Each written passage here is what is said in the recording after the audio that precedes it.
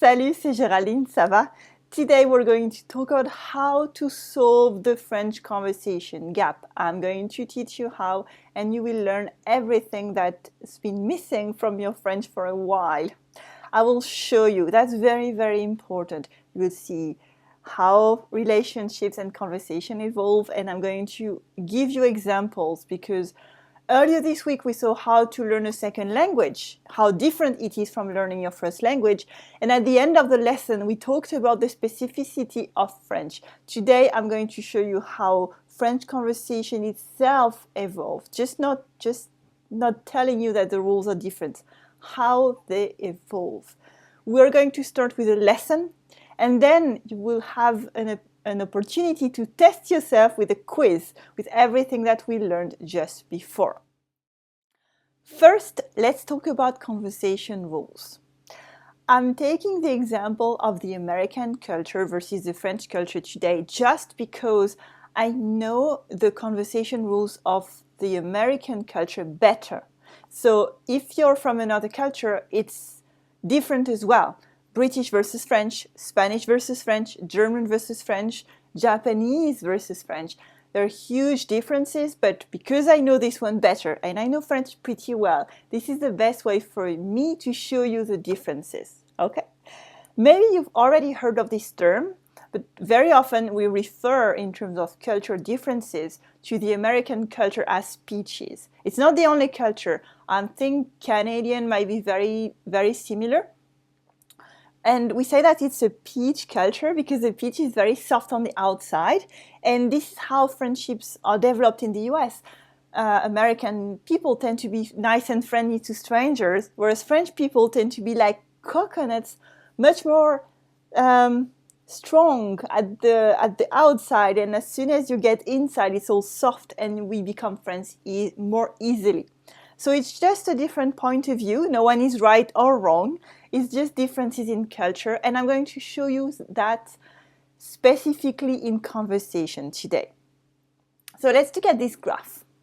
We have how much you talk. So it's about how you talk about what topics you talk about, the length of the conversation, the words you use, how often you talk, all this. That's how much you talk with the person. And then on the other side of the graph, we have how long you've known the person, okay? Because whether you are a stranger, for example, someone in a bus, an acquaintance, such as a neighbor, a seller, a friend of a friend, this is for equal people, okay? It's not necessarily a friend of a friend, but it can be a colleague, someone you have N+1 relation with, and you are linked and you're equal. Friends, okay? Friends is easy to understand. And we have close friends and we have family. So with this kind of people, you tend to share, let's assume, everything. Okay, it's not always the case, but that's how we see friendships evolving. When we look at the peach culture, we have this shape that's very characteristic of it. And at the beginning, as you see, my friend Christina, that you will meet later, asked me to change the graph this way. Is that at the beginning, even with people you know nothing about, even your pass them in the street, there will be an interaction, a smile, a hello, something like that. In France, it doesn't exist. So even for me, when I drew the graph, it was obvious, but she told me, no, I'm from the South, I'm from Mississippi, we don't do it this way. This is how you can change the graph to be more accurate. So thank you, Christina. And I changed it this way. So you see how it evolves. That's pretty obvious for you maybe, but the French culture is different. The French culture has this shape at the beginning, and then it's very steep. I could have made it more steep, but I wanted to keep things clearer and more easy to understand. So at the beginning, as you see, French people don't tend to be too nice and friendly. Not because they're against strangers, but because we tend to be polite by default, because we don't want to bother anyone else. We saw that before earlier this week. But when you compare the two lines, this is where the difference shows. Okay, you can see how the different cultures meet, and then later they even go in a different way. That might change everything for you, because as soon as you understand how different they are, you can understand what the expectations are in the different cultures. Now let's look at a super simple conversation and how it can lead to cultural misunderstandings. Okay, so part 2, how conversations lead to cultural misunderstandings. Let's say you talk this much. So you talk about your partner, you talk about maybe your children, where you're from, what you do, your name as well. That's very important. And we get this hypothetical situation. From this situation where we have a French person talking to an American person, they're engaging in the same way. The difference is that they're going to assume things differently based on the conversation. If we take the American person, they're going to think they're just being nice to a stranger. It's what they would say to anyone else. That's normal. That's what I've always done. When we think about it the other way, from the French person point of view, they're going to think you're becoming friends, even if it's the first time you're meeting. Because with the level of conversation, how much you shared, what you talked about, the intensity of your tone, your body language, everything, they're going to assume that you're becoming friends. Okay, so you can see here the big misunderstanding. Okay, it's maybe it's not a big deal, maybe it's okay. It is okay. I'm just showing you how by using one conversation, people are going to assume different things on your relationship. The French person is going to assume that you will keep talking later, that maybe you will have lunch, dinner, or whatever. I'm not talking about sexual or intimate relationship here. No, it's not that. They might not think you're flirting. No, but they think that you're going to become friends later. And for the American person, it's just being nice to a stranger. So what happens next is that the French person is going to be disappointed because you're not engaging again later. And the American person is going to think that the French person talks too much because they're trying to have another conversation again. So you see how this leads to big misunderstandings. That was an hypothetical situation, but that happens a lot. And now we're going to look at clichés, because they reflect in how one culture sees the other. And you already heard about those. So, part 3, the main clichés between the US and France. First, let's look at the American point of view. How Americans, there should be an S somewhere, how the American mistakenly perceive the French. At the beginning, that's the biggest cliché I hear a lot about French people, is that French people are cold and rude. Oh, I'm so tired of this cliché. Well, that's just because the expectations are different. French people are supposed to be silent and respectful of people they don't know. So that's how we build a relationship. By showing you're respectful, you can make it happen. If you don't, French people freak out. Okay? So that's the expectation is different. Then later, I've heard a lot that it's hard to make friends in France. That's a big cliché because honestly, this happens in any foreign culture. We always think that it's more difficult to make friends in the south or in the north or in the other country or in the other city or in the countryside we always have an excuse to say that. But here, when we look at different cultures, we see that because the expectations are different, American people are going to think that it's difficult to make friends in France because they very often skip steps along the way. So French people don't know where to stand. So that's where this cliché comes from. And at the end, it's something that I've heard from Americans who come to France like 2 to 3 months every year, so they can build relationship with people, or American people who are married to French people, just like my friend Christina, and also American people who are very much in touch with French people. For example, they have French neighbors. The cliché at the end of the relationship is that French people have discussions that never end. They argue for hours and they eat for hours. Yes, we do that. Why? Because for us, building a relationship is building a conversation. I'm going to say that several times in this lesson. So we have discussions that never end because we don't want friendships to end.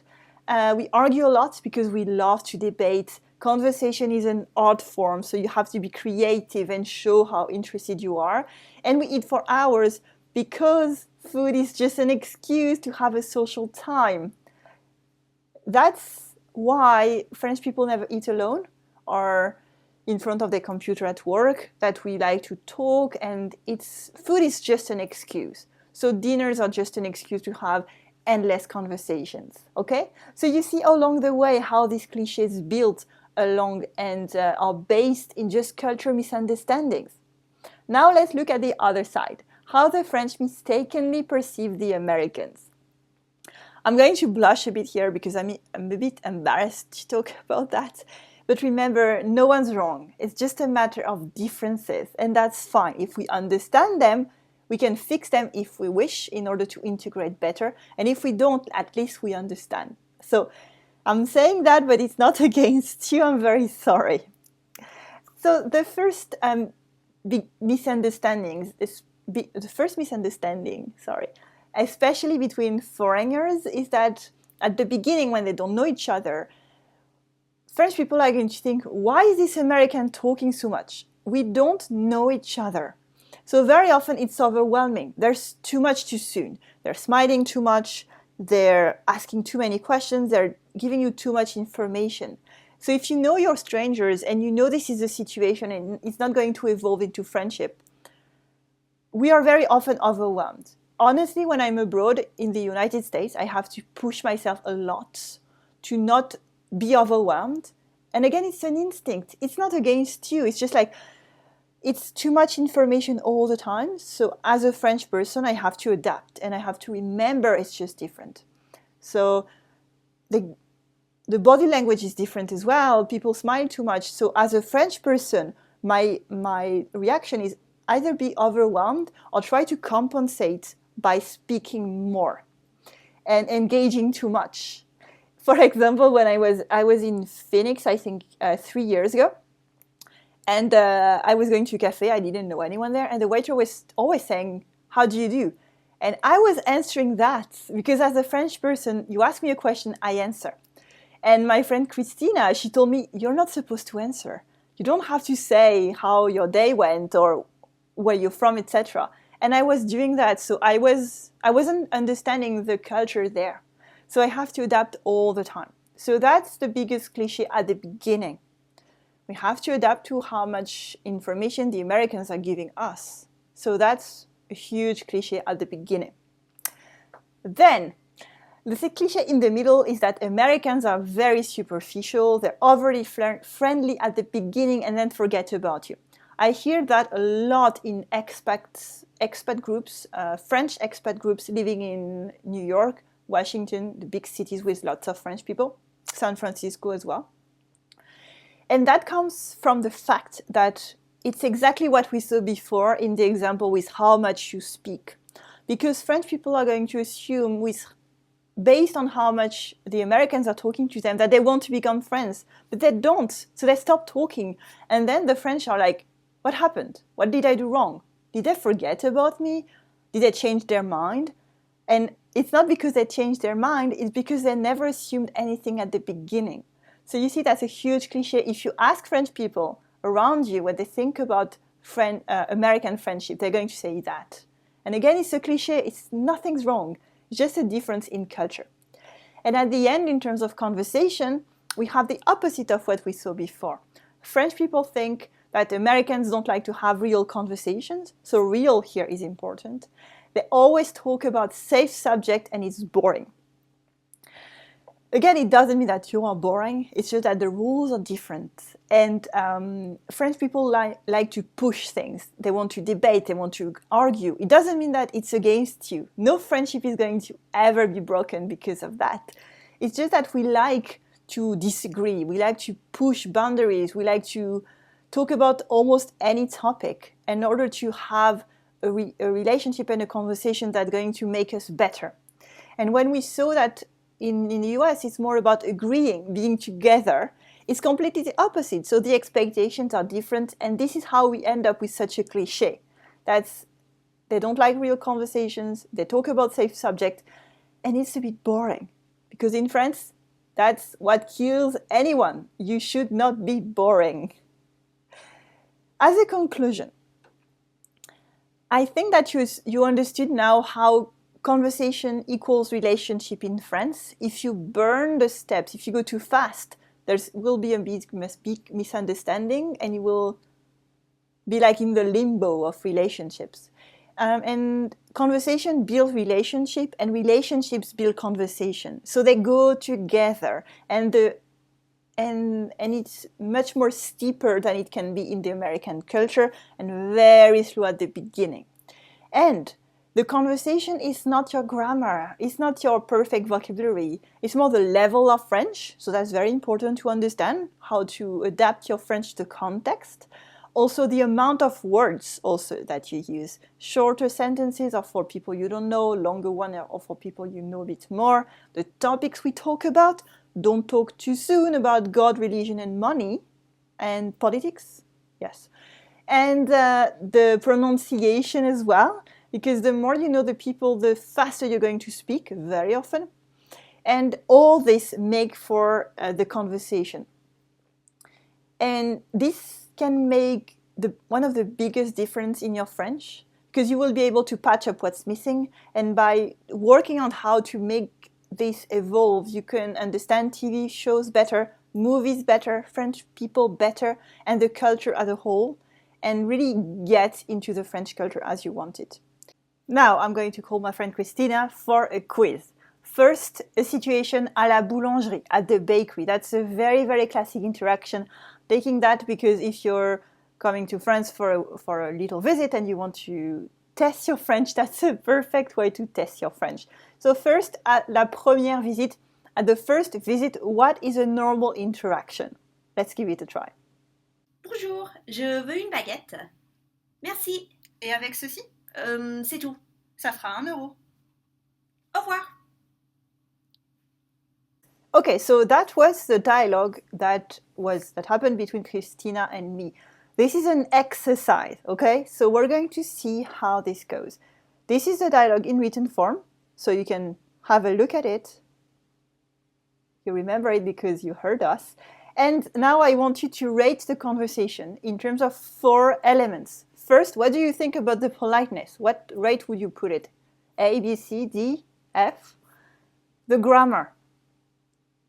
Then the conversation rules. Were they followed for this kind of situation?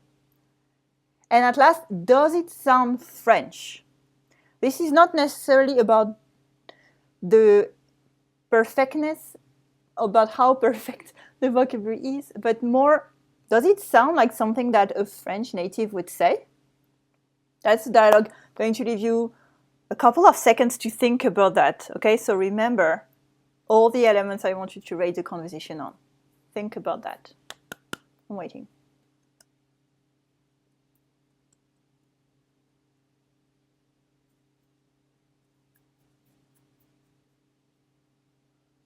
Okay, so first let's look at the politeness. I highlighted the polite elements of the conversation, okay? It's a very normal situation. You're just asking for a baguette, so there shouldn't be anything very fancy to put as in if you were talking with the president or your very, very high boss or someone you have to show lots of respect to. It's just a commercial interaction, but you have to be polite. So we see bonjour, that's the French greeting, that's fine. We have the verb veut, okay? And merci, and then au revoir.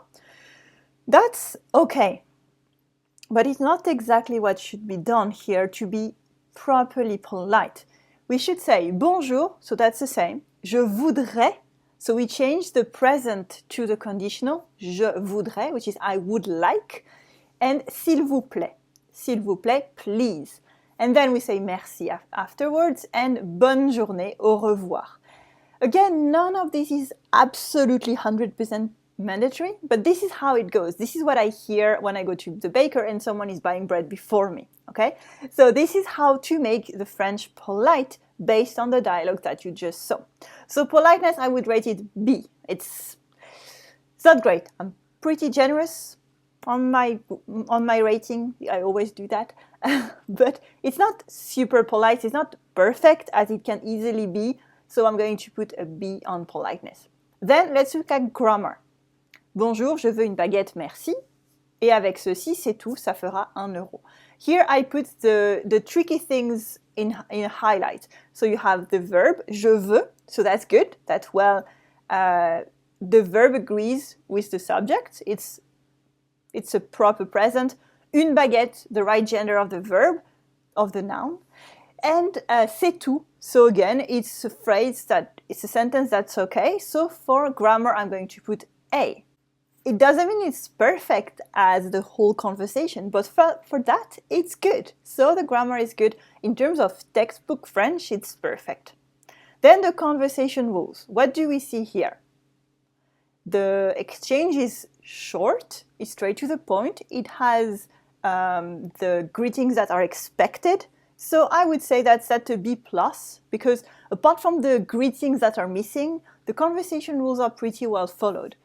So you just add the politeness on top of that, and the conversation rules are very well followed. Because politeness, especially for people you don't know, in a commercial transaction, are very important. That's why customer care is so different in France. At last, let's look at how does it sound French.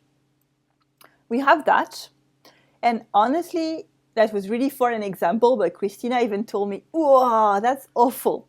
Yes, because that doesn't sound French, and she's been here for 10 plus years, maybe 15, and this would never happen to her because she knows how it goes. So we had to push ourselves to do this example for you. This is how I would make it. Bonjour, je vais vous prendre une baguette s'il vous plaît, or je voudrais une baguette s'il vous plaît, depending on how you want your spoken French to sound French. Je vais vous prendre is a very, very classic thing that students discover with Comme une Française. So, bonjour, je vais vous prendre une baguette s'il vous plaît. Et avec ceci, ce sera tout, merci. Ça fera 1 euro, et voilà. Merci beaucoup, bonne journée. And then the last person answers, bonne journée à vous aussi, au revoir. So you see, this way, it's very fluid. It sounds French. It's authentic. And this is the way that you can make it sound French as well, because as you can see, it's not rocket science. You just have to know the script and it happens. And this applies to lots of situations in French. So does it sound French? No, I would say si. So you see here, we have the grammar that's good. It sounds like it's okay from an outsider point of view, but it doesn't sound French at all. So the conversation rules were kind of followed, but not really. And it makes the dialogue very artificial. And you can fix it very, very easily. Okay, so now let's look at the second example with Christina again. That's the 10th visit at the same bakery. La 10e visite. So the baker and her know each other just a little bit. And we're going to see what they talk about. Bonjour. Bonjour. Vous allez bien? Bon, et vous? Ça fait longtemps qu'on vous a pas vu, vous étiez en voyage? Oui, j'ai allé voir ma famille en Mississippi et j'ai resté 3 semaines. Ça fait du bien de voir ses proches, vous y allez souvent? Pas beaucoup souvent, 1 fois chaque année. C'est super. Oui, c'est sympa. Alors, qu'est-ce que je vous sers? Une baguette, s'il vous plaît, bien cuite. Et avec ceci? Ça sera tout. 1 euro. Voilà. Merci, bonne journée. Merci, au revoir. Au revoir. Okay, so now can you rate the conversation in terms of politeness, grammar, conversation rules, and does it sound French? What do you think? I'm going to wait a little bit. You can go back in the video to watch the interaction again if you want.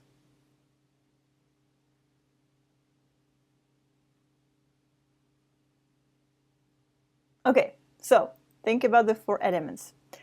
In terms of politeness, the greetings and the tenses were right. As in, we could see that she's been here for a while, she understands the culture, she understands how French works, and she put the right greeting at the right time, she put the right tenses, etc. In terms of grammar, it was not good. Honestly, I asked Christina to do worse than that, but she speaks French so well that it was difficult for her. But honestly, her French was not good.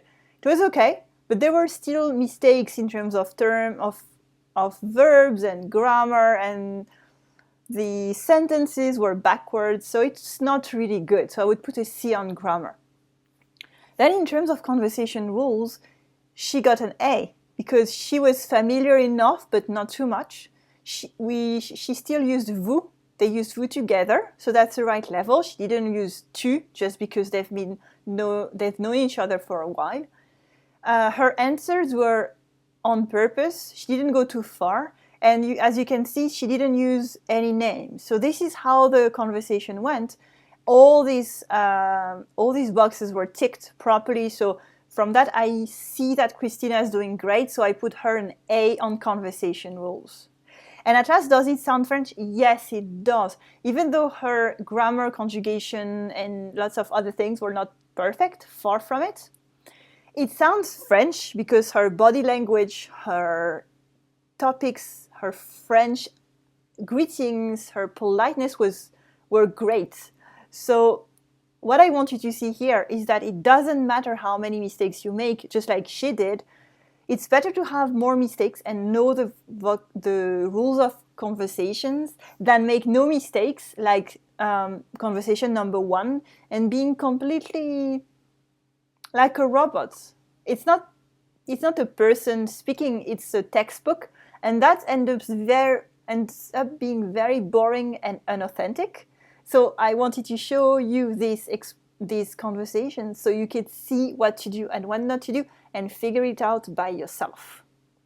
Okay, now that we saw the lesson with all the theory and the quiz with the examples where you could test your knowledge of these French conversation rules, I want you to remember that knowing the rules of French conversation is more important than perfecting your French. You saw that with Christina. It didn't matter how many mistakes she made in French because she understood the rules of conversation. Here with the baker, it made the conversation fluid. It made it sound French even though she was making huge mistakes in gender and grammar and conjugation. And this makes everything easier for you because you can understand the culture as a whole and the language entirely better. And you will understand TV shows better, films, French conversations, and the culture. So that's one of the biggest steps I've seen students take in their French learning, because your spoken French is going to have a massive boost as soon as you get that. Stay tuned for more specific examples. Next time we're going to talk about precise examples, both in language and situations, so you can make this happen for yourself and be excited about learning more on this topic as well. I wish you a fantastic day. Bonne journée. If you like this lesson, you learned something, which I'm sure you did, please share this with a friend, a Francophile friend who would love to learn more about this aspect of French culture and French language. And I'm done. And have a good day. Salut!